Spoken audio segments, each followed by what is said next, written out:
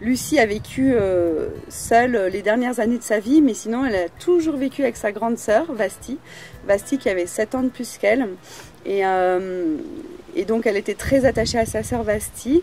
Alors Vasti c'était la commandante, c'était celle qui tenait la maison, celle qui prenait les décisions. Et Lucie, elle suivait, elle faisait le travail des champs, le travail extérieur. Et elle écoutait vraiment sa sœur, c'était vraiment Vasti, la gouvernante de la maison. Elles étaient très attachées toutes les deux.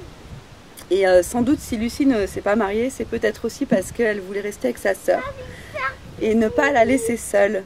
Lucie et Vasti avaient un frère qui s'appelait Élie, qui vivait plus bas dans la montagne, près des châtaigniers, et qui était marié. Et tous les trois, aucun des trois n'a eu d'enfant en fait. La femme de son frère ne pouvait pas avoir d'enfant. Et Vasti et Lucie ne se sont jamais mariés, donc en fait ils n'ont pas eu de descendance. Par rapport à Lucie, en fait pour moi c'est une cousine éloignée parce que ma grand-mère maternelle, Yvonne Vareille, et Lucie étaient cousines éloignées déjà. Le père de Lucie et Vasti et le père de ma grand-mère Yvonne étaient cousins germains.